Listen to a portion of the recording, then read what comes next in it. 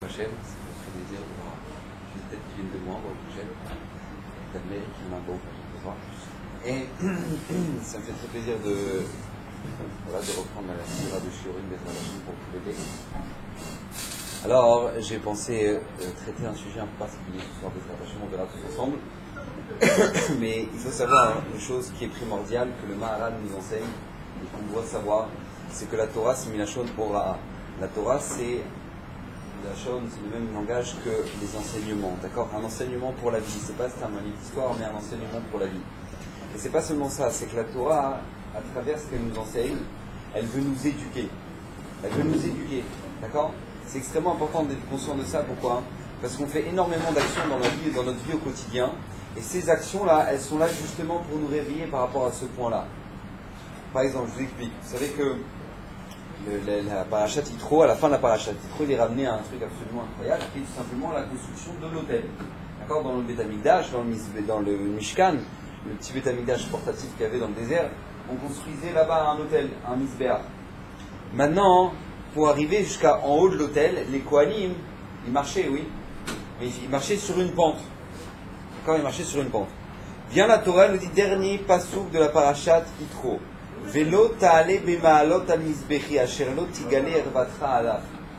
Quand on monte sur l'autel, il ne faudra pas faire des marches. A priori, on aurait pu faire des marches, on aurait pu faire un ascenseur, d'accord, ça change. Non, on te dit non, il ne faut pas faire ni l'un ni l'autre, il faut faire une pente. D'accord, une pente jusqu'en haut de l'autel. Pourquoi? Parce que les Kohanim, eux, quand ils vont marcher à petits pas. Ils vont marcher comme ça à petits pas, ils avaient une grande tunique comme ça, avec une espèce de caleçon en dessous.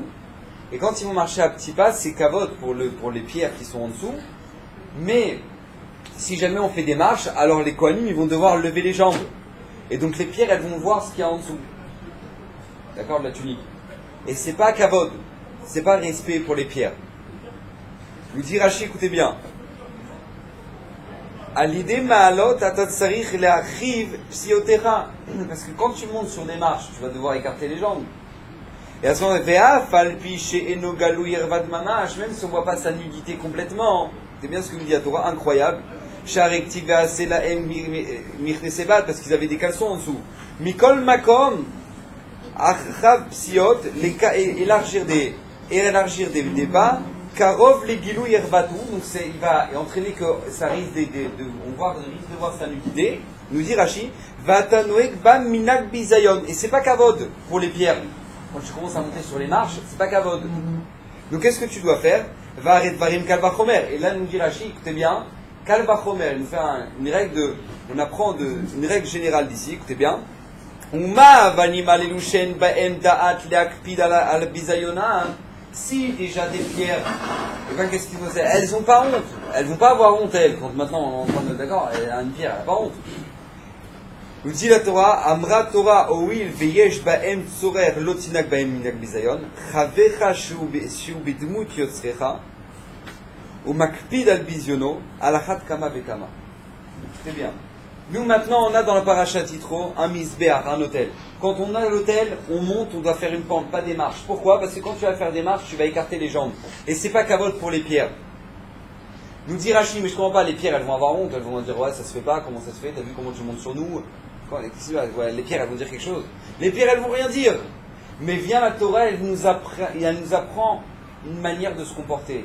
Que si déjà envers des pierres, la Torah te demande de te soucier de leur respect, alors à plus forte raison que toi, tu dois avoir ce raisonnement-là envers ton prochain, que lui par contre il se soucie véritablement de son respect.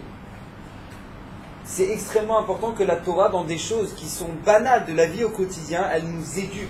Vous savez que quand un sidour, je le dis toujours, ça, quand un sidour tombe, qu'est-ce qu'on fait? On embrasse le sidour. Rabota, il n'a pas eu mal. Le sidour n'a pas eu mal. Si jamais vous vous souciez, il n'a pas eu mal. Mais pourquoi tu l'embrasses? Parce qu'en l'embrassant, tu crées chez toi un respect de cette chose-là. Que tu le veuilles ou non, tu crées en toi un respect de cette chose-là. Et à travers des actes, mais des petits actes du quotidien, tu crées chez toi un respect. C'est d'ailleurs pour ça que maintenant, par exemple, le soir, le vendredi soir, d'accord, on fait le kidouche. Quand on fait le kidouche, on prend la coupe, d'accord, et qu'est-ce qu'on fait avec les chalotes? On les couvre. Pourquoi on couvre les chalotes? Pourquoi on couvre les chalotes quand on fait kidouche? Vient le tour, et il nous dit, parce que c'est pas kavod pour les chalotes.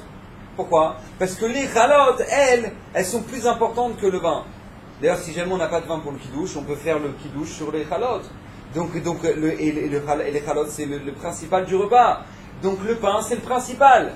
Donc puisque normalement c'est lui le principal, c'est par lui que tu aurais dû commencer, tu commences par le kidouche, c'est pas kavod, alors tu le couvres. Encore une fois, le pain il va se vexer. C'est-à-dire la vérité, ça se fait pas ce que tu fais. Tu ne m'as pas mangé avant. Donc le pain il n'en a rien à faire, Rabotai. Mais pourquoi on fait ça? On fait ça pour nous éduquer. Parce que si jamais tu te soucies du respect déjà du pain face au vin, alors on espère qu'à travers ça tu finiras par te soucier du respect de tes parents, du respect de ta famille, des membres de ta famille, le respect de tes proches, le respect de tes amis. Parce que si déjà la Torah, tu vois de la Torah déjà qu'elle se soucie de ce genre de choses là, alors c'est sûr que ça va t'éduquer à aller plus loin. C'est d'ailleurs pour ça que par exemple dans les brachot, oui quand on récite les brachot sur les légumes par exemple, sur les fruits, vous savez qu'on commence une des brachot, par exemple si jamais on a des pommes, on a je sais pas moi une kiwi et on a une date. Alors par quoi on doit commencer? On doit commencer par la date. Pourquoi? Parce que c'est une des 7 espèces d'Eretz Israël, d'accord? Vient le chat et il nous explique pourquoi maintenant on doit commencer par les 7 espèces d'Eretz Israël. Pourquoi? Par respect. Parce qu'elles sont plus importantes. Donc puisqu'elles sont plus importantes, alors c'est du kavod qu'on leur donne.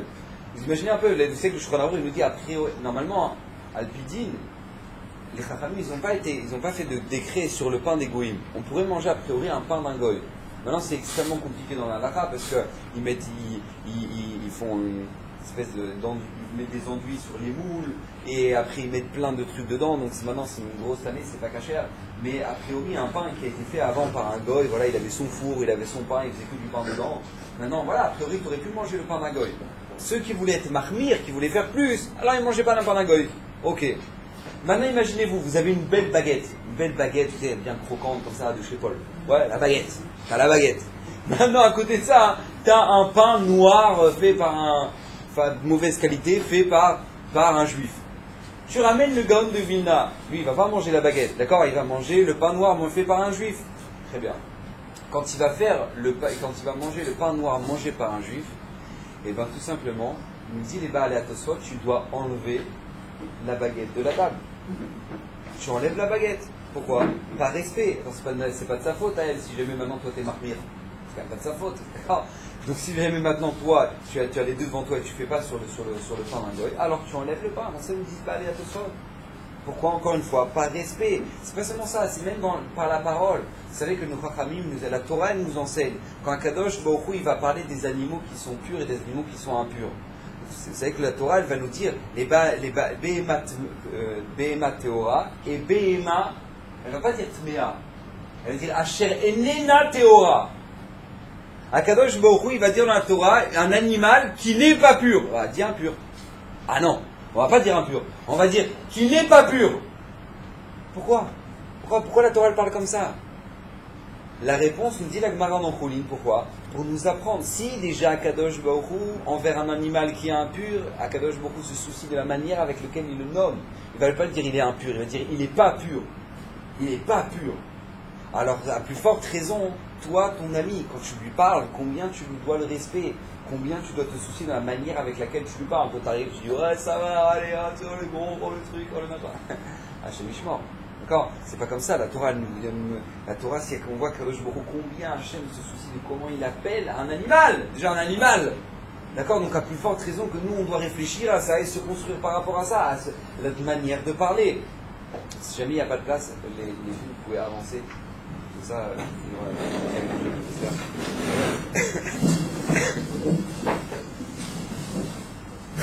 c'est d'ailleurs pour ça que tout simplement dans notre Torah, vous savez qu'Adam Arishon ne va pas donner le nom de l'arbre duquel Adam Arishon va manger.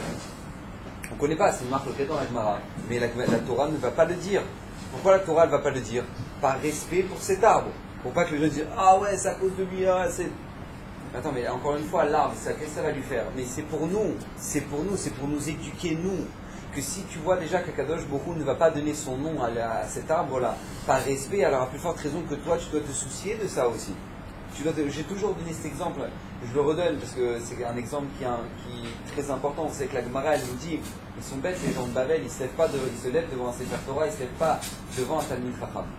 Quand ils voient un Sefer Torah, ils se lèvent, mais devant un Talmid Chacham, ils ne se lèvent pas. Devant un Rav, ils ne se lèvent pas.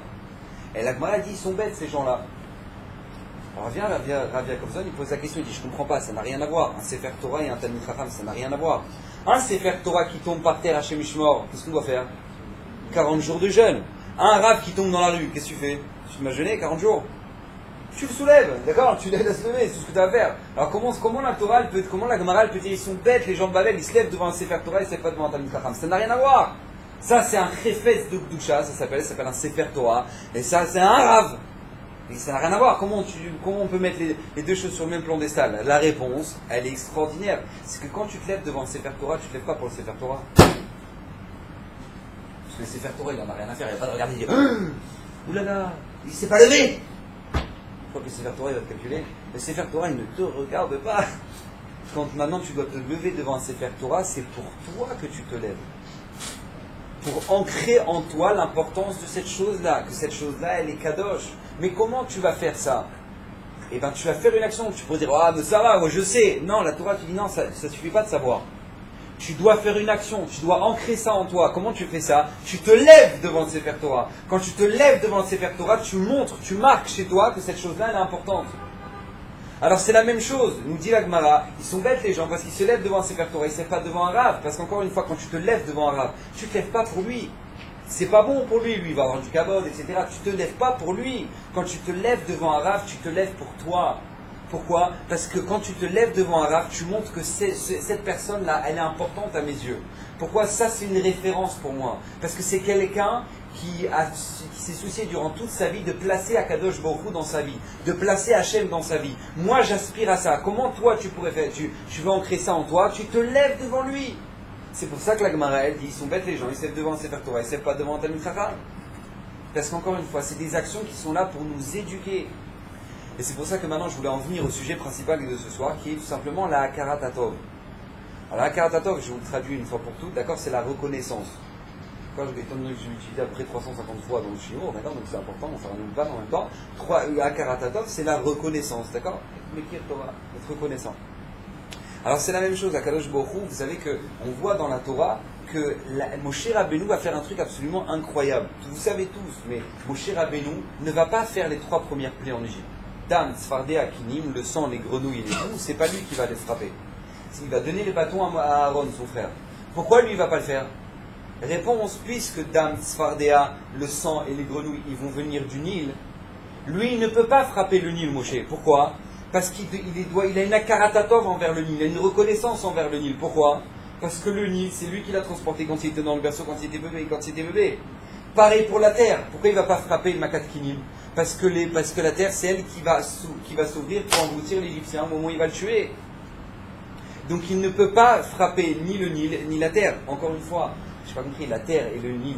Enfin, la terre et le Nil, ils vont commencer à se baisser, ils vont dire, attends, Moshe, ça se fait pas. Hein, quand tu étais bébé, moi je t'ai pris, et là maintenant tu es en train de... C'est même pas ça, c'est peut-être qu'en plus ils ne se seraient pas vexés, ils vont être l'arme d'un Kiddush Hashem extraordinaire, qui vont être les plaies en Égypte. Mais Moshe Rabbeinu ne l'a pas fait, pourquoi? Parce qu'il savait que s'il le faisait, il va casser quelque chose chez lui. Je me dois d'être reconnaissant. Je suis sensible par rapport à cette chose-là. Et je sais que si jamais maintenant je frappe le Nil, eh ben je sais que je vais casser, je vais briser quelque chose chez moi. Je sens, il savait. Vous savez que le Rimigash, il raconte sur son maître, le Rif, au Maroc. Il raconte qu'une fois le Rif, il est arrivé dans un domaine de quelqu'un d'extrêmement riche. Et une des ailes de son domaine, c'était tout simplement des bains, des piscines, des trucs. Et le Rif, il en a profité pour faire le mikvé avant Shabbat. Et un jour, cet homme-là, il est niftar, il a quitté ce monde.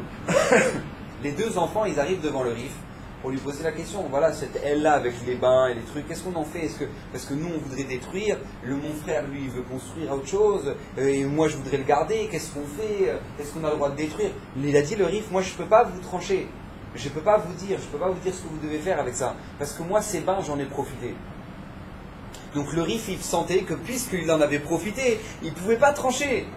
Parce que s'il dit, non, ne détruisez pas ces bains, c'est parce que lui, il en a profité une fois. Donc lui, il sentait que, il dit le Rimigash, il n'a pas voulu trancher.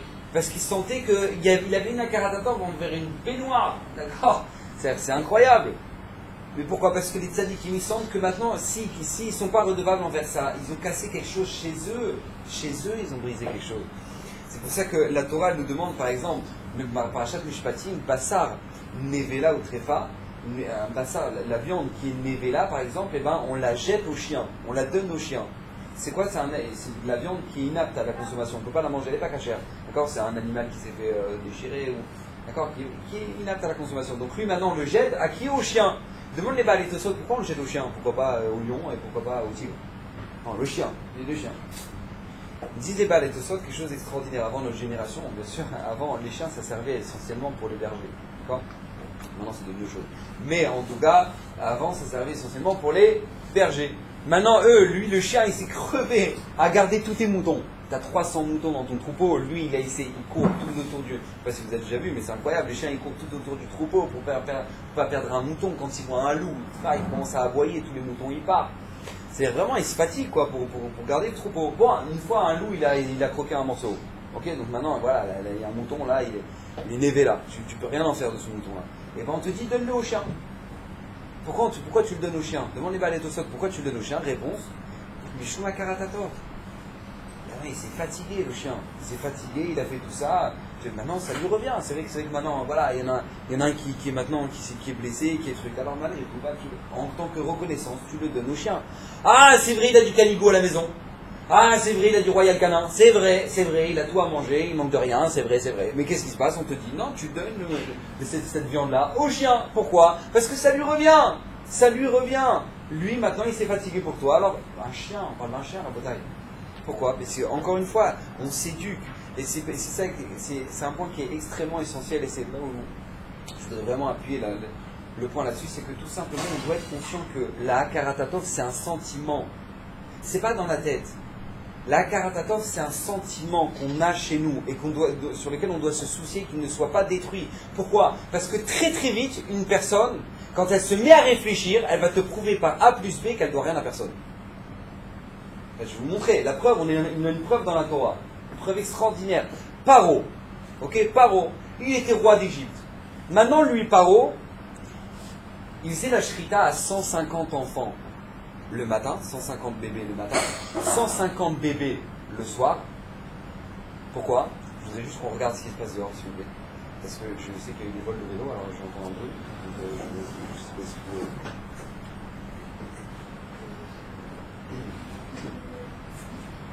Il y a eu 150 bébés le matin, 150 bébés le soir, il va les tuer. Il va les tuer. 150 le soir, 150 le matin. Maintenant, Rabotai, imaginez-vous un petit peu. Ça va, tout va bien? Hein? Comme la semaine dernière, il y a eu un vol, alors... Ok, très bien. Maintenant, lui, Paro, il en avait 150, il faisait la shrita 150 le matin, 150 le soir. Rabotai, imaginez-vous un petit peu la situation. C'est-à-dire que maintenant, lui, Paro, il était chez lui. Okay, il avait des problèmes de peau. Donc comme il avait des problèmes de peau, eux les sorciers ils ont dit bah voilà, il faut que tu fasses des bains de sang. Ok, fais des bains de sang. Ok, super.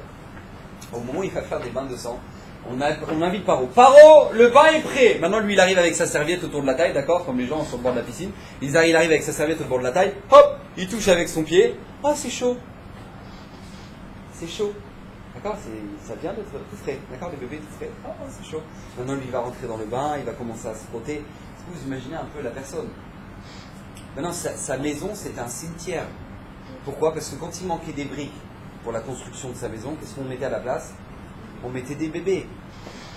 Alors peut-être on mettait des bébés juifs. C'est pour ça que pendant la plaie du sang, qu'est-ce qui s'est passé? Eh bien, tout simplement, au moment de la plaie du sang, les murs ont coulé du sang. Pourquoi? Parce que tout simplement, il y avait des bébés dedans. Donc, vous imaginez un peu la personne. C'est-à-dire que c'était quelqu'un qui se disait, voilà, moi, c'est moi qui me suis créé, c'est moi qui me suis fait, c'est moi qui ai créé le Nil. Un grand malade. D'accord? Ça, c'était Paro. C'était Paro. Maintenant, demandez à mes Farshim, comment on peut définir ce personnage-là? J'ai une fois entendu de Rav Reuven Karnichen et il posait la question, il dit, comment la Torah, elle peut définir un personnage qui est comme ça? Je sais pas, un barbare, un fou, un cruel, un sanguinaire, je ne sais pas comment tu peux le définir. Écoutez bien ce que va nous dire la Torah. La Torah va nous donner un adjectif à Paro. Veikam melech hadash asher lo yada et Yosef. Paro, c'était un homme qui ne connaissait pas Yosef. Vient Rashi, il nous dit quoi? Asakilou, il a fait comme si il ne connaissait pas Yosef. Il a fait comme si, c'est pas qu'il ne connaissait pas, il le connaissait, mais il a fait comme s'il ne connaissait pas. Vous savez que vous êtes des Français, d'accord? Ben, vous savez que pendant la Seconde Guerre mondiale, il y a eu le général de Gaulle qui a fait un appel. Vous connaissez l'appel du général de Gaulle? Il était là-bas en Angleterre, et là-bas en Angleterre, il a fait un appel aux radios françaises, il a dit Français, Français, on va vous libérer la France, etc. Okay, l'appel du général de Gaulle. Jusqu'à aujourd'hui, on se souvient de l'appel du général de Gaulle. Maintenant, c'est un appel qu'il a fait à la radio. Okay. Maintenant, Yosef, c'est pas qu'il a fait un appel à la radio égyptienne. Yosef, il a fait de l'Égypte la première puissance mondiale. C'est-à-dire qu'il est arrivé, il a expliqué les rêves à Paro, il a dit voilà, il y aura 7 bonnes années, 7 années d'abondance, 7 années de famine. Et bien quand pendant les 7 années d'abondance, il a tout mis, il a tout emmagasiné, mais les pays qui sont aux alentours, ils vont venir se nourrir en Égypte. C'est-à-dire que l'Égypte va devenir la plaque tournante de toute la région. Paro va devenir l'homme le plus puissant du monde. Grâce à qui? Grâce à Yosef. Comment, lui, il peut prendre les petits-fils de Yosef, il les éventre, et maintenant il fait un bain de sang dedans. Mais comment il arrive à ça? Réponse de la Torah, c'est un ingrat. Tu veux savoir comment il arrive à ça? C'est quelqu'un qui est ingrat, Paro. Mais tu sais comment Paro il arrive à ça? C'est très simple. Lui, Paro, il s'est dit, attends. Ok, c'est vrai Yosef. Bon, il nous a aidés.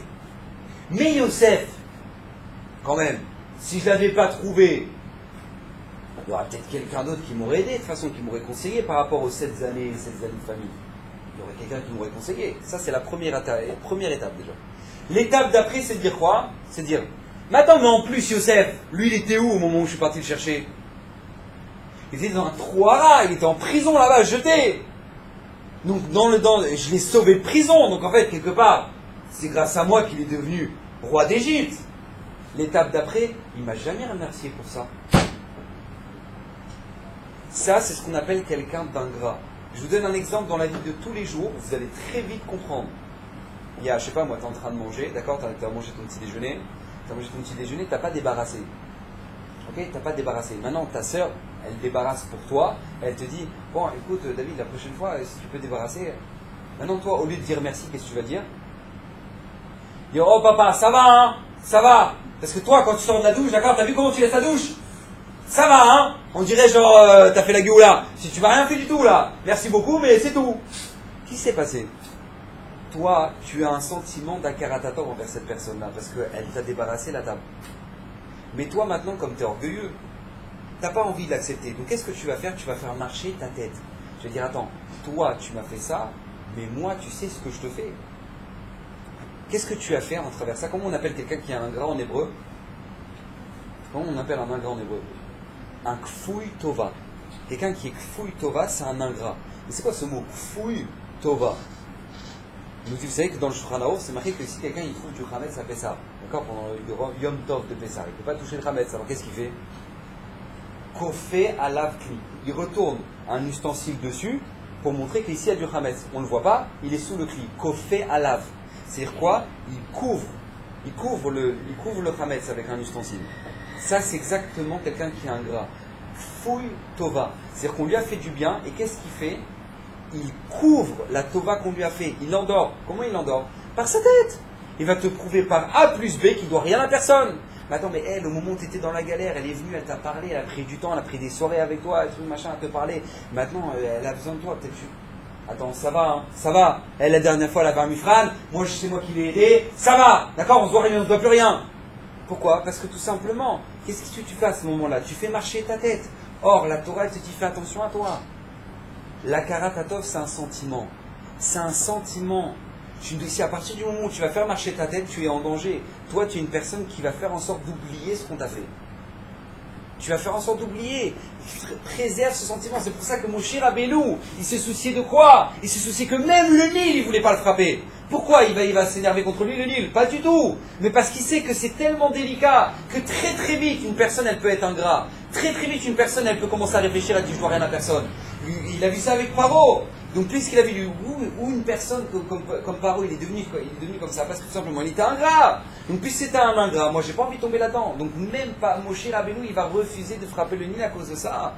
C'est qu'une fois le Rav Dessler, qui était le mashgar de l'Yeshiva de Ponyovitch, une fois maintenant il devait partir à un mariage à Petar Tikva, d'accord? Petar Tikva, ça ferait 10 km de venir l'accent en face, de l'autre côté de l'autoroute. Maintenant qu'est-ce qui se passe? Ils sont partis au mariage, et après le mariage, donc tous les Bapourim ils remontent dans le car. Et il n'y avait plus de place dans le car, et Rav Dessler il monte. Bon, Rav Dessler il monte dans le car et il n'y a plus de place. Il y a un barour, tout de suite, qu'est-ce qu'il fait? Il se lève, il laisse la place au Rav. Top. Le Rav il s'assoit, il dit merci beaucoup, merci beaucoup. Il s'assoit 5 minutes après, le Rav il se retourne, il regarde le barour qui était debout. Il dit merci beaucoup, hein. Vraiment merci beaucoup, merci pour t'être levé, c'est très gentil. 5 minutes après, merci, vraiment je te remercie pour t'être levé, c'est vraiment, je t'ai fatigué du mariage, je te remercie. 5 minutes après, vraiment merci, je te remercie pour. Le barour il a regardé, il a dit non. Alors c'est bon, vous inquiétez pas, voilà, non, c'est normal, c'est plus grave, c'est le minimum, c'est la base, quoi. 5 minutes après, merci beaucoup, vraiment je te remercie, je ressens que je suis fatigué, j'aurais pas pu tenir debout. Je dis, Rav, arrêtez de me dire merci, c'est bon. Le Rav Dessler à ce moment-là, il dit, qu'est-ce que tu veux que je devienne un mouchrat? Un mouchrat, c'est quelqu'un de tordu. Tu veux que je devienne quelqu'un de tordu? C'est la base. Je te remercie. Et Rav Dessler, il sentait que s'il n'avait pas suffisamment dit merci, il n'avait pas fait ce qu'il fallait.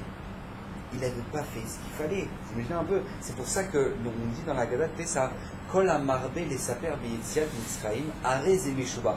C'est cette phrase dans la Gada de Pessah.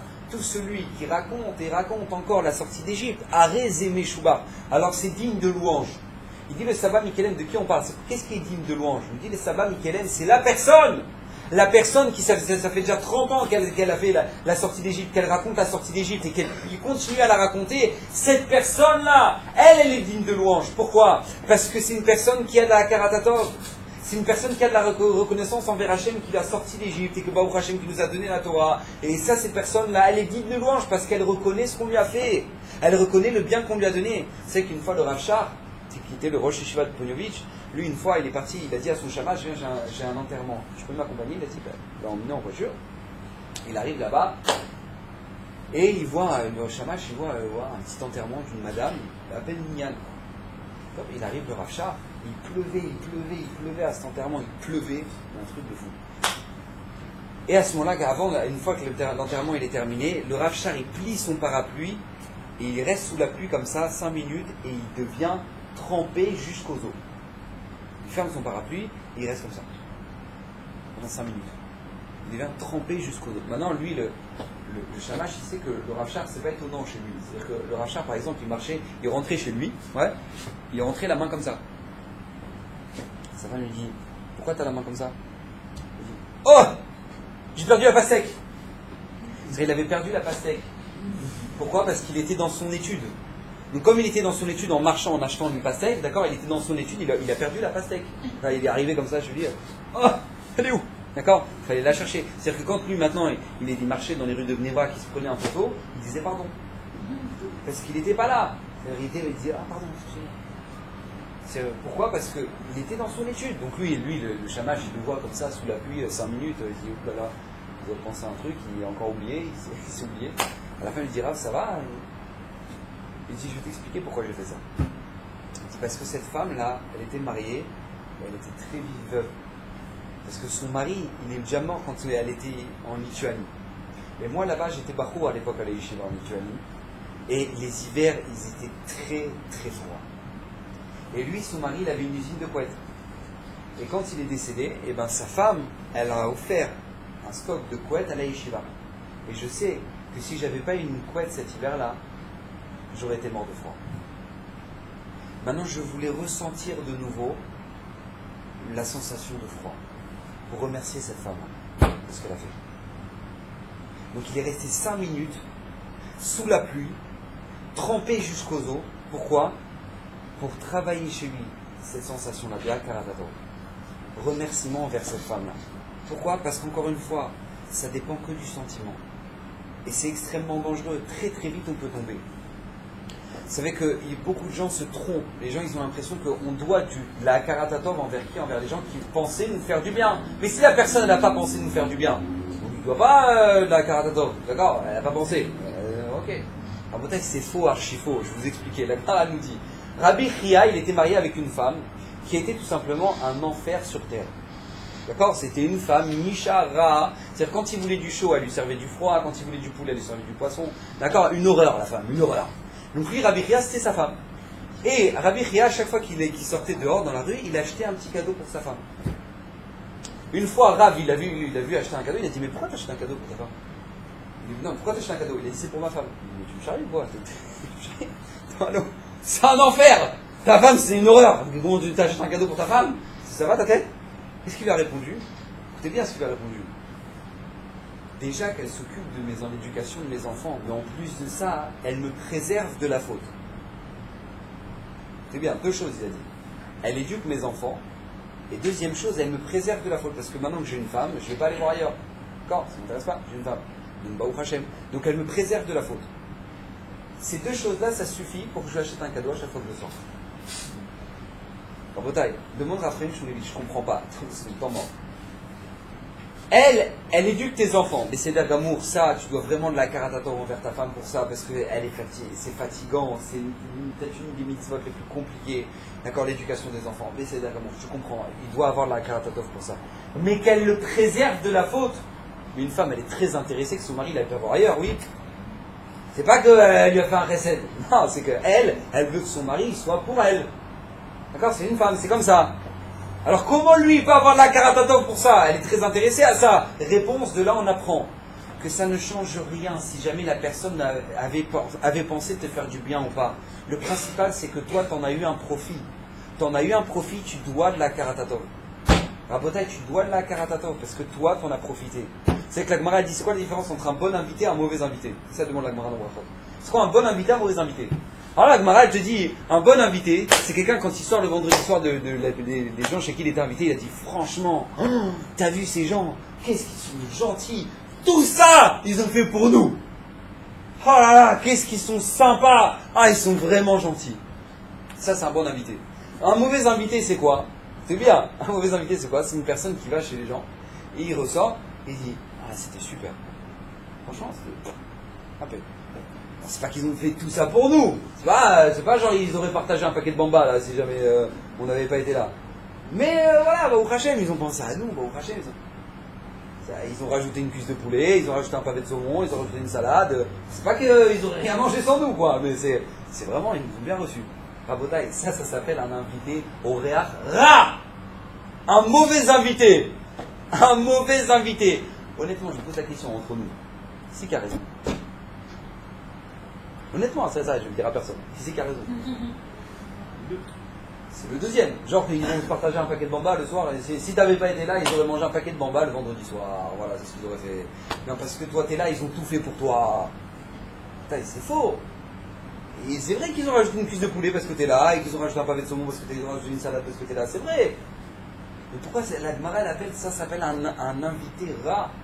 C'est pourquoi? Parce que la Gemara, elle veut que quand une personne, elle a reçu du bien, elle pense que tout ça, on lui a fait que pour lui. La Torah veut t'éduquer à la manière avec laquelle tu dois réfléchir. Quand on t'a fait du bien, on t'a fait que pour toi. Ça, c'est le regard que tu dois avoir. Parce que quelqu'un qui ne regarde pas comme ça, aux yeux de la Torah, c'est un ingrat. Vous imaginez un peu? Pourquoi? Parce que toi, tu as profité. C'est pour ça que d'ailleurs, Moshe Rabbeinu, c'est bien, Moshe Rabbeinu, un truc incroyable. Lui, il arrive, il est en course-poursuite, d'accord? Il est wanted partout, Moshe. Pourquoi? Parce qu'il a tué un Égyptien. Donc lui, il voit des affiches de lui partout, wanted, Moshe, trucs. Lui, il part. Il arrive là-bas à Midian, il arrive sur le bord d'un puits, qu'est-ce qui se passe? Une embrouille entre les bergers et les filles de Yitro. D'accord? Les bergers voulaient violer les filles d'Yitro. Bon, lui, Moshe, il arrive, tac, il sépare tout le monde, tac, il sauve les filles d'Yitro.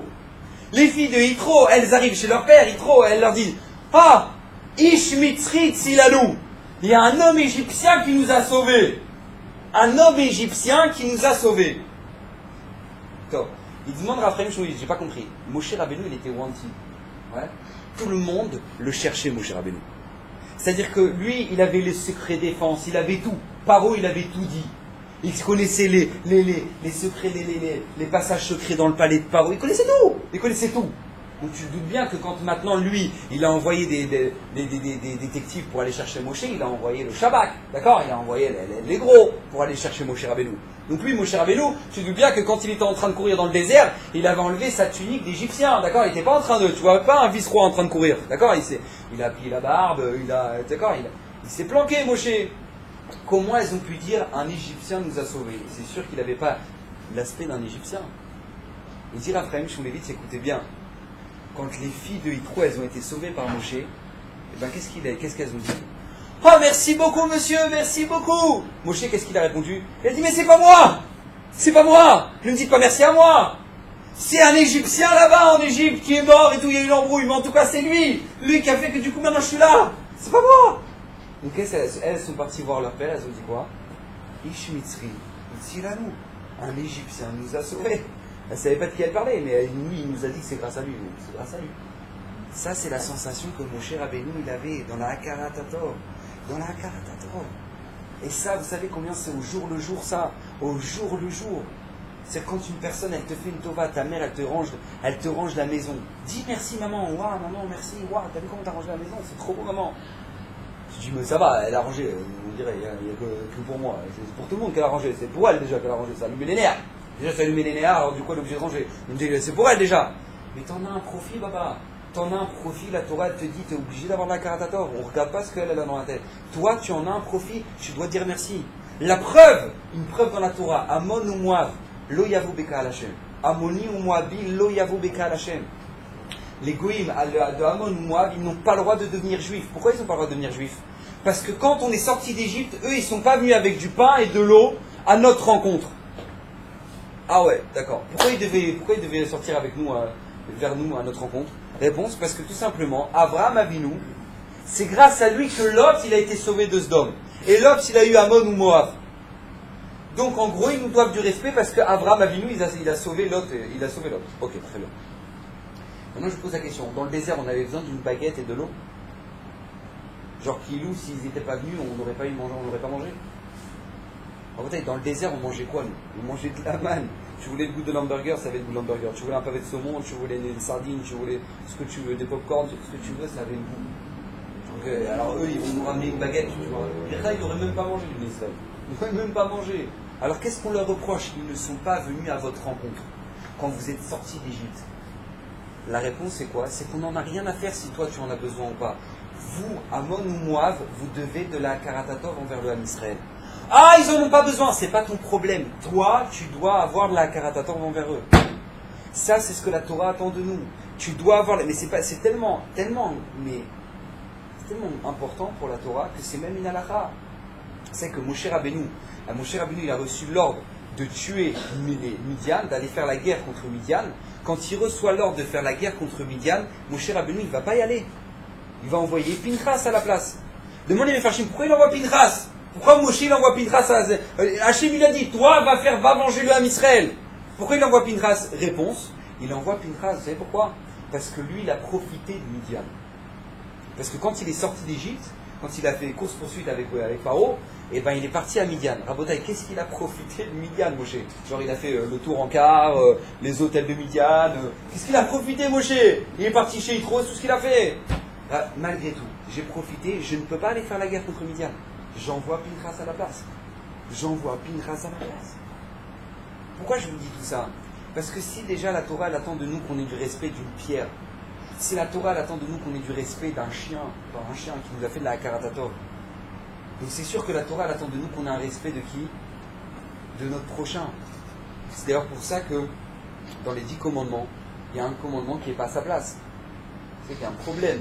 Normalement, on a 5 commandements qui sont l'homme envers Hachem. Et 5 commandements qui sont l'homme envers son prochain. Ok, il y en a un qui est hors sujet. Genre, Kilou, Hachem, il n'avait pas de place. C'est pas le maître. Kaved et tavecha vetimecha. Respecte ton père et ta mère. C'est dans la première table. Normalement, ça aurait dû être dans la deuxième table. Pourquoi c'est dans la première? Réponse, parce qu'en respectant tes parents et en ayant de la karatator envers ce que ont fait tes parents, alors tu arriveras à avoir de la karatator envers ce qu'Hachem te donne dans ta vie. Si tu sais respecter tes parents, alors tu respecteras Hachem. C'est pour ça qu'Hachem il te dit, regarde, déjà depuis le minéral, déjà tu le respectes. pour respecter l'animal, pour respecter l'homme. Et quand tu respecteras même tes parents, alors tu respecteras Hachem. Parce que c'est comme ça que tu t'éduques à avoir de la Hakaratatov envers Hachem. Pour tout ce qu'il te donne, Rabotai. Mais c'est qu'on doit. Il y a une mitzvah dans la Torah qui s'appelle la mitzvah des Bikurim. Tu dois ramener la prémisse des premiers fruits. Voilà, tu as les premiers fruits qui ont poussé, voilà, la première figue, premier raisin. Tu les prends, tu les emmènes jusqu'au Beth Amikdash. Jusqu'au Beth Amikdash. Pourquoi tu fais ça? Pourquoi tu dois les emmener jusqu'au Beth Amikdash? T'imagines celui qui habite à Tibériade, il n'y avait pas le bus, il n'y avait pas une Asara qui allait, vas-y, Gvisharba jusqu'au bout, après Gvisherad. Il n'y avait pas. Il n'y avait pas. Vas-y que tu prends la charrette et que tu fais 2 semaines aller, 2 semaines retour. T'imagines le mec, il avait un magasin de lunettes à Tibériade, il avait un magasin de lunettes. Maintenant, il doit emmener les premières figues de son jardin au Beth Amikdash. Donc, il va fermer le magasin pendant 1 mois pour emmener 2 figues. Je dis, oh, c'est un peu poussé, non? Pourquoi? Pour nous apprendre à savoir dire merci. Vous savez pourquoi? Parce que, regardez, une personne qui a une fille, qui a de, je sais pas moi, dans son jardin, il a des pommes qui ont poussé. D'accord? Il a des figues qui ont poussé. Comment il réfléchit, la personne? Comment une personne réfléchit? Elle dit, quelle est sa part à lui, quelle est la part d'Hachem? Moi, il y a 50% de moi ce que j'ai fait. J'ai planté l'arbre, j'ai mis un petit arrosage de temps en temps, voilà, j'ai vérifié que ça poussait bien, j'ai coupé les branches, voilà, ça c'est ma part. Le reste, bon, c'est Hachem, il a fait la pluie, il a fait qu'il y ait du soleil, d'accord, le reste c'est Hachem. Rabotai, ça c'est faux et archi faux. Il n'y a pas 50% Hachem, 50% toi. Il y a 99,99% d'Hachem et il y a 0,01% de toi. Ça, c'est ce que la Torah, elle attend qu'on ait comme regard dans notre vie. Parce que même quand tu crois que toi, tu as fait pousser la pomme, ou tu as fait pousser ta figue, et ben baba, qui c'est qui t'a donné la force d'aller arroser? C'est Hachem. Qui c'est qui t'a donné la terre? C'est Hachem. Qui c'est qui maintenant t'a donné la sagesse de couper la branche? C'est Hachem. Donc en fait, c'est qui? C'est Hachem qui a tout fait. Donc tu vas prendre tes jambes et tu vas aller jusqu'au Beth Amikdash pour aller bien ici. Parce que déjà, toi, quelques kilomètres, ça te fatigue pour aller jusqu'à là-bas. Hachem, il a descendu 7 cieux pour habiter avec toi dans le Beth Amikdash. Donc ça va, hein, 7 cieux, quelques kilomètres, ça va, tu vas pouvoir supporter. Tu vas pouvoir supporter. Rabotai, nous, on doit s'éduquer à savoir dire merci, mais en premier, à Kadosh Baruch Hu. C'est qu'une fois, il y avait un Chiloni, quelqu'un qui n'était pas du tout religieux, il était blindé aux as, il habitait à Tel Aviv. Une fois, on lui a proposé un business. C'est quoi son business? C'est bien. Le business, c'est tout simplement d'acheter le 17e étage des tours Azrieli. Vous connaissez les tours Azrieli à Tel Aviv?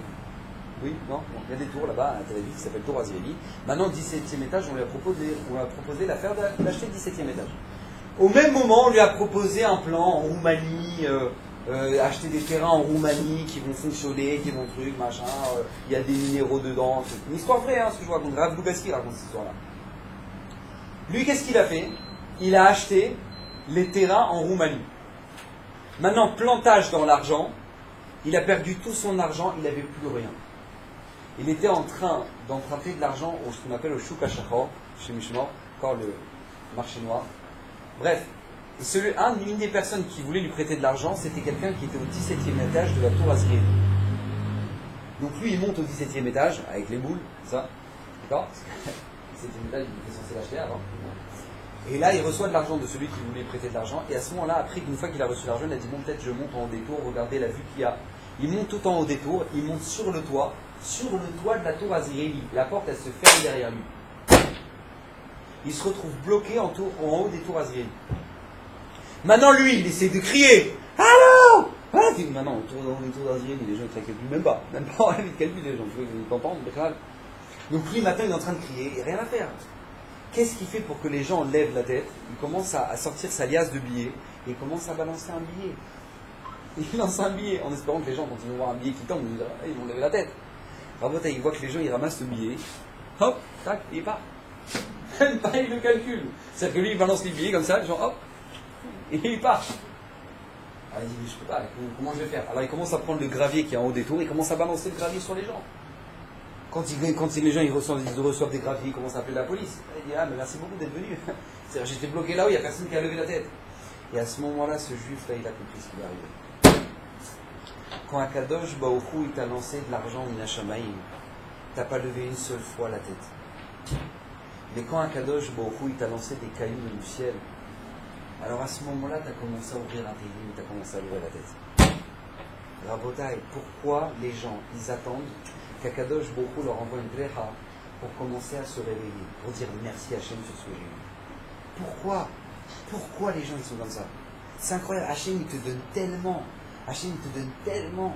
C'est que le Chefetz Chaim, il habitait à Radin. D'accord? À Radin. Alors Radin, à l'heure actuelle, il n'y a même pas l'eau chaude. D'accord? Radin en hiver, il fait au moins 30. Maintenant lui, le Chefetz Chaim, il habitait à Radin. Il habitait là-bas dans un coin paumé, il n'y avait pas d'eau chaude, il y avait...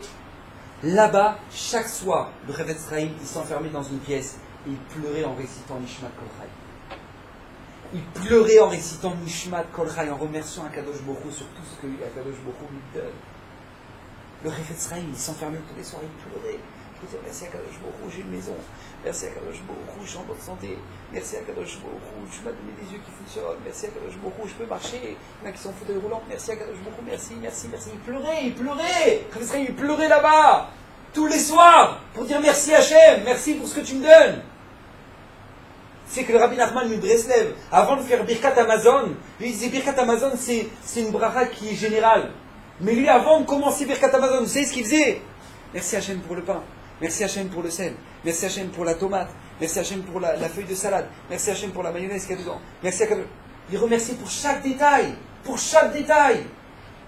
Pourquoi? Parce que, mais comment je peux pas remercier? Vous savez que le Navi il nous dit Yodea Shor Koneu Vechamor Yevus Baalav.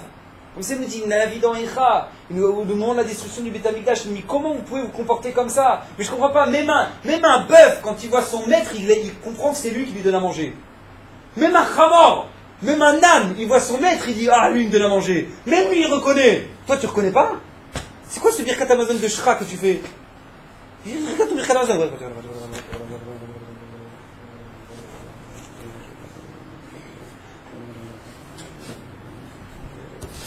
Ah, c'est bon? Hachémishement. Même un âne, il reconnaît que c'est son propriétaire qui lui donne à manger, même lui. Et toi, Rabotai, et toi. Mais combien c'est essentiel? Vous savez que Moshe Rabbeinu, c'est que Moshe, il parlait comme ça. Il n'arrivait pas à aligner une phrase. Moshe Rabbeinu, il n'arrivait pas à aligner une phrase. Maintenant, il a négocié pendant 7 jours pour ne pas libérer le Ham Israël. D'accord? Les 7 jours. Et le écart, le principal de la négociation, c'était sur quoi? Je bégaye. Je vais libérer un peuple. Moi, je vais arriver devant Paro, je vais dire Paro, faudrait. Comment je vais parler, moi? Je ne peux pas parler. Hachem, tu m'as fait Gvat Lachon, je ne peux pas parler. Rabotai, pas une seule fois, Moshe Rabbeinu, il va demander à Hachem, guéris-moi. Et pas une seule fois, Hachem, il va lui dire, t'inquiète pas, c'est bon, je vais te guérir. Pourquoi? Demandez-moi à faire pourquoi? Mais t'as refait, t'as le patron du monde en chirurgie esthétique, d'accord? Il est au top, Hachem, d'accord? C'est lui qui nous crée tous les jours. Donc ça va, il est bon, d'accord? Il aurait pu dire Moshe, écoute, ta langue, ça va, je m'en occupe, hein, t'inquiète pas, ça c'est une petite histoire de 5 minutes, d'accord? Hachem, il aurait pu dire ça à Moshe, il va pas lui dire. Et Moshe, il demande pas ça. Pourquoi? Pourquoi Moshe ne demande pas? Hachem, regarde, fais-moi quelque chose, elle joue de la bouche, c'est bon, je ne pas. Mais pas. Pourquoi? Vous savez pourquoi? Parce que Moshe Rabbeinu, quand il était petit, il était sur les genoux de Paro. Et quand il a pris la couronne sur la tête de Paro, eh ben, qu'est-ce qui s'est passé? Les sorciers ont fait oh pas. Lui il est pas bon lui. Lui il est dangereux lui, ce petit juif là, ce petit garçon là. Il est pas bon. Attention, il t'enlève ta couronne, c'est pas bon. On va faire un test. Donc ils sont venus avec deux plats, un avec des pièces d'or et un avec des braises. S'il prend les pièces d'or, c'est qu'il a une notion de l'argent. S'il prend les braises, c'est qu'il a une notion de rien du tout et on s'est trompé. Au moment où Moshe Rabbeinu il va tendre la main vers les pièces d'or, il y a un malach qui va venir, il va lui pousser la main, il va prendre une braise, il va la mettre dans sa bouche. Depuis ce jour-là, il va bégayer. Moshe Rabbeinu va dire à Kadosh Baruch Hu, Ribono shel olam, j'en ai rien à faire, moi je bégaye, tu m'enlèveras pas mon bégaiement. Pourquoi? Parce que je n'ai pas envie d'oublier une seule fois dans ma vie que tu m'as sauvé la vie quand j'étais petit. Donc je bégaye, je ne peux pas faire la mission, c'est pas mon problème. Moi, mon problème, c'est de ne pas être ingrat envers toi, Hachem. Donc je préfère bégayer toute ma vie et que jamais on me répare la bouche. Pourquoi? Le hika, c'est que je ne sois pas ingrat envers toi, Hachem. Vous imaginez, il y a quelqu'un qui a un accident de la route, Hachem Ishmor, 120 km/h, son pneu il éclate, il fait 10 tonneaux, ouais. Il est dans la voiture, je suis encore vivant. Miracle, je suis encore vivant. Maintenant il perd l'usage d'une jambe. Le médecin il vient le voir et il dit regarde, avec ce qu'on peut faire maintenant dans la médecine, moi je peux te rendre la mobilité de ta jambe sans aucun problème, je peux tout te faire. Lui il dit, oh non! Ah bah non! Ah non, non, non, non! Ah non, vous touchez pas ma jambe, hein! Ah non, vous touchez pas ma jambe, je sais qu'elle marche pas, mais non, non, non! Ah non! Ah non, mais déjà, moi que je suis vivant, c'est un miracle! Déjà, je suis vivant, c'est un miracle. J'ai pas envie d'oublier ce miracle. Donc non, vous touchez pas ma jambe. Quelqu'un qui va réfléchir comme ça, en fauteuil. Mais c'est pas seulement ça, c'est pour un miracle qui lui est arrivé à 3 ans, d'accord? Enfin, mon cher Abénou, je sais pas quel âge il avait 1 ou 2 ans quand c'est arrivé. Tu remercies toi, Kadosh beaucoup sur les miracles que Hachem il t'a fait qu'une fois, à 2 ans, tu étais sur le bord de la mer et que ton père il t'est arrivé et rac, il t'a sauvé de la noyade au dernier moment. Tu dis merci, tu l'as oublié, les frères. Mon cher Abénou, toute sa vie, il ne pouvait pas oublier ça. Mon cher Abénou, toute sa vie, il ne pouvait pas oublier ça. Mais comment il arrive à ça? Rabotai, la Torah nous éduque à ça au quotidien. Premier mot que tu dis quand tu te lèves le matin, c'est quoi? Modé, Ani, Lefanecha Melech Haïvega. Merci à Kadosh Baruch. Premier mot que tu dis quand tu te lèves le matin, merci Hachem. Premier mot de la tfila, Odou Ladoshem. Odou. Merci Hachem. Premier Teilim des Psuké des Imra, Mizmor Metoda. Tu finis la tfila avec quoi? Allez-nous les Shabéach, l'Adon, Nakol, la tête Bidola, le Yotzebe, Shisholo, Asanu, Kigoya, Rassol. Merci Hachem, tu m'as pas fait un goy, tu m'as pas fait. Toute ta journée, c'est des remerciements envers Hachem. Toute ta journée. C'est censé normalement rentrer en toi la notion de remerciement envers Akadosh Baruch Hu. Merci Hachem. Merci pour la santé, merci Akadosh Baruch Hu pour ce que tu me dis, merci. Mais écoutez bien, Rabotai, c'est pas seulement pour ça qu'il faut remercier Hachem. C'est la chose principale pour laquelle on doit remercier Hachem. C'est pour la patience qu'il a avec nous. Pour la patience qu'il a avec nous. Je peux vous assurer, il est patient. Il y a 7 milliards de gens qui se lèvent tous les jours, qui ont le cœur qui bat et qui ne se posent même pas la question comment c'est possible que leur cœur bat. Vous savez, Hachem nous a fait un grand recette. Vous avez vu maintenant la génération des téléphones. Vous savez ce que ça a fait, la génération des téléphones? Ça a fait une génération de gens qui cherchent des prises toute la journée. Pourquoi? Parce qu'ils n'ont jamais de batterie. Vous avez remarqué ça? C'est trop marrant. Je suis sûr que les gardiens dans les aéroports, ils doivent se faire. Ils doivent rigoler des gens. Ils cherchent des prises partout, les gens. Toute la journée, ils cherchent des prises. Pourquoi? Ils n'ont jamais de batterie. Ils n'ont jamais de batterie. Rabotaille, un téléphone, ça fait cette taille-là. Ouais, c'est la taille d'un téléphone. Pour le charger, c'est 3 heures d'utilisation, d'accord? Pour le charger, il faut du 220 volts. T'as déjà mis les doigts dans la prise? Vas-y, amuse-toi, mets les doigts dans la prise, tu verras. D'accord? 220 volts. Rabotaille, toi, tu mesures 1m80 ou 1m70, d'accord? Et toi, maintenant, tu fonctionnes toute la journée, tu marches, tu cours sans aucun problème, et il n'y a pas de batterie. Mais il n'y a pas de batterie. Et tu ne poses pas une question là. Je crois, ton portable, il n'y a pas de batterie. Toi, tu n'as pas de batterie et tout va bien. Tu te couches, tu te lèves. Oh, quelle belle journée. Mais attends, dis-moi, papa. Tu sais combien analysez ça, la pression que le cœur il doit avoir pour emmener du sang jusqu'à ton petit doigt de pied. C'est la pression qu'il doit avoir le cœur chaque instant pour emmener le sang. Mais ça fait peur. Ça fait très très peur. Et comment? Ça s'arrête pas. Ça s'arrête pas. Chaque seconde, Hachem, le cœur il bat et il n'y a pas de batterie. Mais comment ça fonctionne? Rabotai, les gens ils vivent très bien sans jamais remercier, ne serait-ce qu'une seule fois là-dessus. Et non seulement Hachem il te donne, ça, mais tu sais quoi? Le bien qu'Hachem il te fait, tu l'utilises pour faire des avérotes. Tu te rends compte qu'au moment où tu es en train de faire la vera, tu es en train de kiffer sur la plage, et vas-y pomper l'up sur le bar. Au moment où tu es en train de faire ça, au moment où tu fais ça, ton cœur il bat. Hachem il te donne. Hachem il continue à te donner. Et il te donne. Tu te rends compte de la patience que lui te voit. Hachem il t'a fait une fille, Baruch Hachem, t'es belle. T'es belle, t'es jolie physiquement. Qu'est-ce que tu vas en faire de ça? Qu'est-ce que tu vas en faire de ce recette qu'Hachem il t'a donné? Qu'est-ce que tu vas en faire? Vas-y que tu vas aller à rac, les mini-jupes, c'est même plus des jupes, c'est des ceintures, et vas-y le truc. Mais attends, je comprends pas. Tu sais qu'il y a des filles qui elles ont une jambe plus courte que l'autre, qu'elles sont obligées de mettre des jupons toute leur vie parce qu'elles doivent cacher des défauts corporels. Et toi maintenant, Hachem, il t'a fait parfaite Baruch Hachem. Et comment tu le remercies? Tu fais fauter tous les garçons dès que tu marches dans la rue. C'est un remerciement envers Hachem. Hachem t'a donné ça. Et toi, c'est comme ça que tu le remercies. Hachem te donne la santé, et vas-y que tu fumes chicha après chicha, et que vas-y. Et qu'est-ce que tu fais avec les poumons qu'Hachem t'a donné? Hachem t'a donné ça, mais va à l'hôpital, regarde les gens qui respirent par là, va te calmer un peu. Va dire merci. Mais combien Hachem il est patient. Mais combien Hachem il est patient. Il nous a donné Eretz Israël Rabotai. Mais vous savez qu'il y a des gens, il y a encore 60 ans, 70 ans, pendant la Shoah, ils ne rêvaient pas d'y être ici. Ils rêvaient de la voir. Voir Eretz Israël une fois dans leur vie. La voir. Toi tu y es. Toi maintenant. Hachem t'a fait se récepter en Eretz HaKodesh. Comment tu le remercies? Vas-y, t'as une bêta Knesset à chaque coin de rue. Tu te lèves le matin à 10h. T'as mis les filles. Quelle heure il est là? Oh là là, je suis à tête prise là. T'as une bêta Knesset à chaque coin de rue. Les gens pendant la Shoah, ils étaient en train de se cacher dans les camps. Ils voyaient les fumées, la fumée qui sortait des cheminées. Ils étaient là en train de mettre les filines en cachette. Les femmes pendant l'Inquisition, elles étaient là en train d'allumer les bougies. Il n'y a personne. Toi maintenant tu vis en Eretz HaKodesh. Qu'est-ce que t'en fais de ça? Ce cadeau qu'Hachem t'a donné, qu'est-ce que t'en fais? Tu as dit merci pour ça.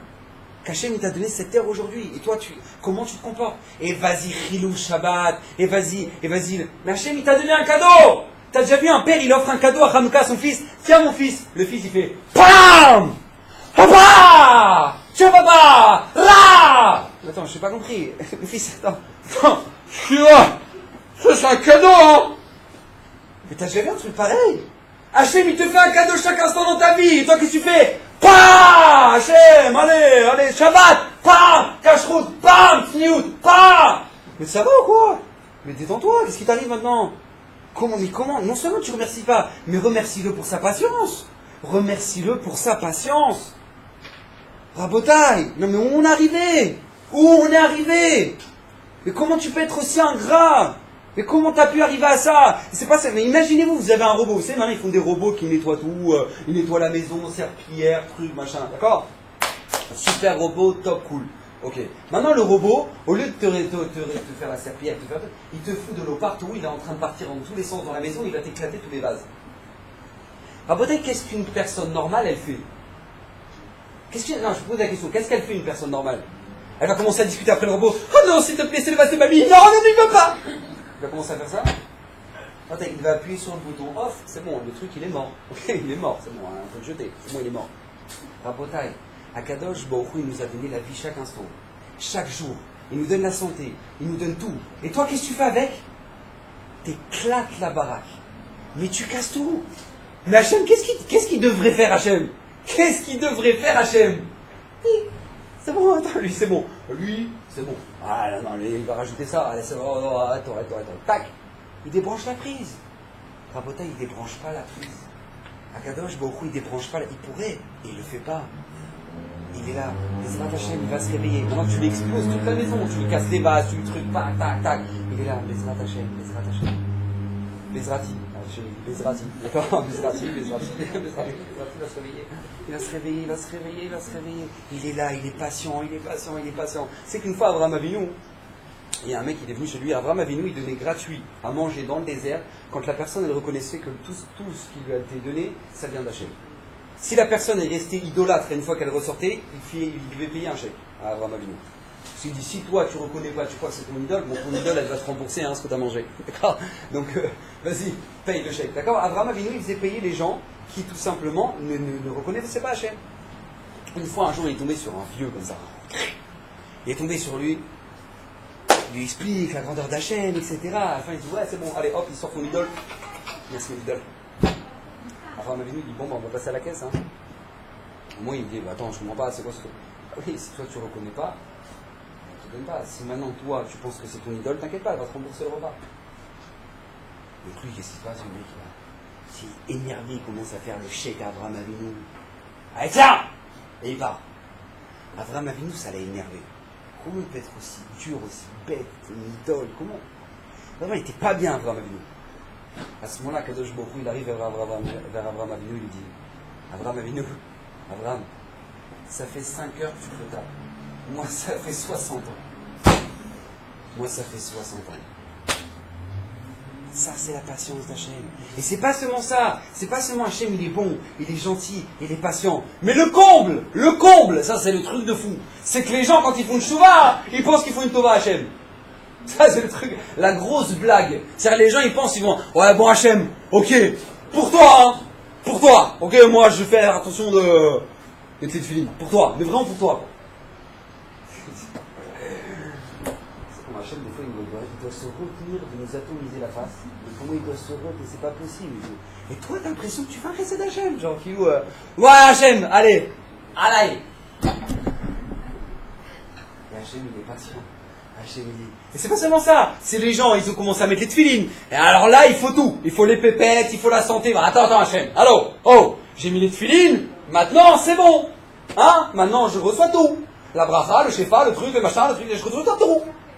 Et s'il ne reçoit pas, eh ben, c'est pas normal. Franchement, les voies du Seigneur sont impénétrables. J'ai pas compris, papa. Alors, tu viens de te réveiller, tu poker tov, ça fait 20 ans qu'Hachem t'a donné la vie, et toi, tu viens de te réveiller, et là, Hachem, il te doit tout. Mais tu sais qu'Hachem, il te doit que dalle. D'accord? Il faut que ce soit clair dans ta tête. Akadosh Baruch Hu, s'il veut, il continue à te donner la vie. S'il veut pas, il gadal, il kadash, c'est rabat. D'accord? Que ce soit bien clair. Mais quand c'est pas clair dans ta tête, eh ben, tu arrives à des... Mais les gens qui te font, ouais, Baraf, c'est pas normal. Franchement, moi, voilà, j'ai mis les tefs et je vois pas de Yeshua. Tu vois pas de Yeshua déjà sur toi, déjà. Elle va qu'on voit une Yeshua sur toi. Après, on verra pour le reste. Et c'est comme ça qu'il faut réfléchir. Bref, mais comment les gens ils arrivent à ça? Parce que les gens, ils pensent que à Kol Magialem, tout leur revient. Les gens, ils sont ingrats. Ils ne savent même pas ce que c'est dire le mot magique merci. Vous savez, moi quand j'étais petit, moi mes parents me disaient t'as pas dit le mot magique. Merci. C'est la base. C'est la base. Le mot magique. Ça veut dire merci. Merci Hachem. Merci d'être patient avec moi Hachem. Merci avant même de tout ce qu'il te donne déjà, bon Hachem. Non, merci déjà. Merci Hachem. Que quand maintenant je fais les avérotes, tu continues à me donner la vie déjà. Merci Hachem. Rabotai, ça, c'est la base pour la Géoula. C'est la base.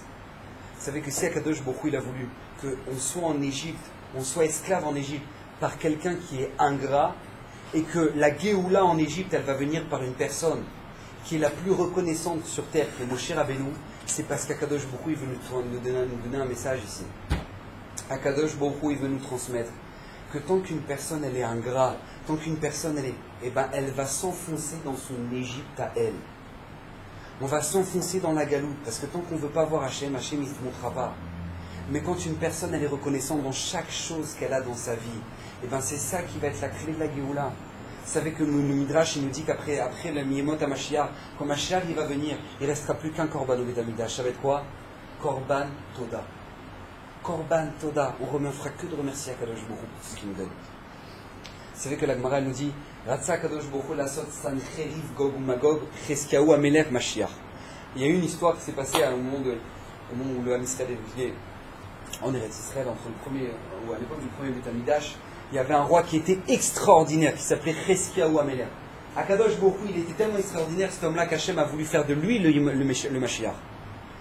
Vient Sancheriv, notre ennemi, et ils ont entouré avec des millions de soldats Yerushalayim. Des millions de soldats pour détruire le Beit HaMikdash. Cheskiahu Amelech, il monte sur les remparts, il regarde, il voit des millions de soldats qui sont prêts le lendemain à attaquer Yerushalayim. Qu'est-ce qu'il fait? Il dit attends, le roi, qui est moi, bon, ça va, je suis tzaddik. Le Ham Israël, ils sont tzaddikim. On n'a rien à craindre. Même pas, il appelle le chef d'état-major. Même pas. Il dit, t'as vu ce qui se passe Yerushalayim, t'as vu, il y a du monde, hein. Même pas. Cheskiahu, il va faire dodo. Il va se coucher. Dans la nuit, Akadosh Baruch Hu envoie une épidémie dans tout le camp de Sancheriv. Tout le monde meurt dans la nuit. Tous les millions, c'est pas des milliers, des millions de soldats de Sancheriv meurent. Il ne reste plus personne, il ne reste que 4 personnes à la fin. Sancheriv, ses 2 filles, c'est Rabotai. Akadosh Baruch Hu, il a voulu faire de Cheskiahu Amelech le Mashiach et Sancheriv Gog Magog. Pourquoi Mashiach il n'est pas venu, dit la Gemara? Pourquoi il n'est pas devenu le Mashiach? C'est pourquoi? Parce que quand il s'est passé ce miracle extraordinaire, Cheskiahu Amelech, il n'a pas fait de Shira envers Hachem. Il n'a pas dit remercier Akadosh Baruch Hu pour le miracle qu'il y a eu. Mais Rabotai, si Hachem il a voulu faire de lui le Mashiach, ça veut dire que c'est pas seulement lui il était apte à être le Mashiach, c'est que toute la génération, tout était prêt, toutes les conditions étaient prêtes pour que Mashiach il arrive. Tout, il y avait tout qui était prêt. Mais qu'est-ce qui a bloqué? Qu'est-ce qui a bloqué? La personne. Qu'est-ce qu'il y a? Ouais, mais il n'a pas fait le shira. Il n'a pas dit merci. Alors depuis jusqu'à présent, on engueule. Rabotai, levez les yeux au ciel, dites merci Hachem. Merci pour la santé. Merci d'être patient avec moi. Merci de me donner tout ce que j'ai. Merci de me donner la santé. Merci de me donner des yeux qui voient, des jambes qui marchent. On n'est pas en fauteuil roulant bas au Hachem. Rabotai, dites merci. Vous savez que moi, je vais vous dire une chose qui m'a beaucoup touché. Beaucoup touché. Une fois, je suis rentré chez un ami. Il y avait là-bas un homme qui était aveugle. Et quand j'ai commencé à parler à mon ami, il m'a dit: ah, vous êtes le Rav Gobert? Si, il m'a dit, la personne aveugle. Vous êtes le Rav Gobert? Je dis oui. Il dit: j'ai reconnu votre voix. Parce qu'il écoute les shiurim sur YouTube. J'ai reconnu votre voix. Cette personne-là, elle étudie la Gemara en braille. En braille. L'ami Israël, il est mort. Il est mort. On a été mis sur des pogroms pour ces livres-là qui sont là-bas. Ces livres qui sont là-bas. Et toi, tu les ouvres pas. Et toi, tu les ouvres pas.